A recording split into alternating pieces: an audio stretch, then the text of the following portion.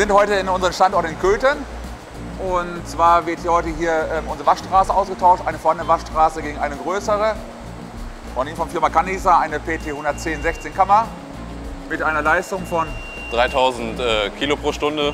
Wir arbeiten hier vom Standort Köthen die Charité, unser größter Kunde dort, fahren dort regelmäßig nach Berlin.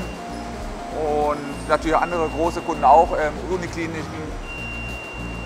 Und hauptsächlich Flachwäsche wird hier gefahren. Und deswegen brauchen wir die Kapazitätserweiterung. Also eigentlich eine reine Flachwäschemaschine, um die anderen zu entlasten. Ja. Genau.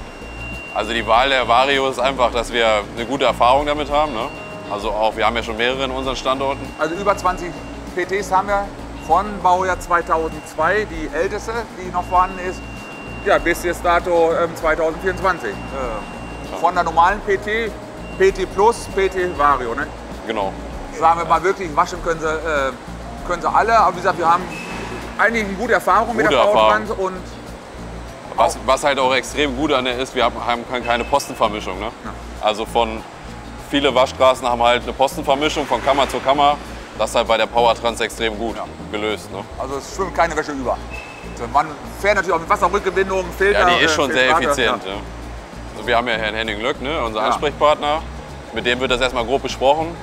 Dann werden Meetings gemacht, wo wir sagen, okay, mit den VIs zusammen oder ich sag mal Einsatzleiter wie Herrn Mike Holz, wird das durchgesprochen, geplant, was unsere Wünsche sind.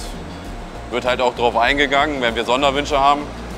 Wir haben ja hier bei der Waschstraße relativ viele Sonderwünsche noch bekommen, was die Medienanschlüsse an der Trennwand angeht.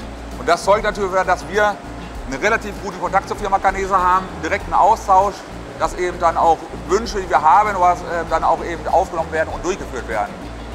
Und das ist eigentlich, ja, wir arbeiten seit 4 Jahrzehnten mit Firma Canesa zusammen. Und nee, 4 Jahrzehnte stimmt gar nicht, 6 Jahrzehnte. Seit 60. Und von klein auf und wie gesagt, das ist so eine Verbundenheit zwischen Firma Sitex und wir sind ja auch gewachsen und der Firma Canesa.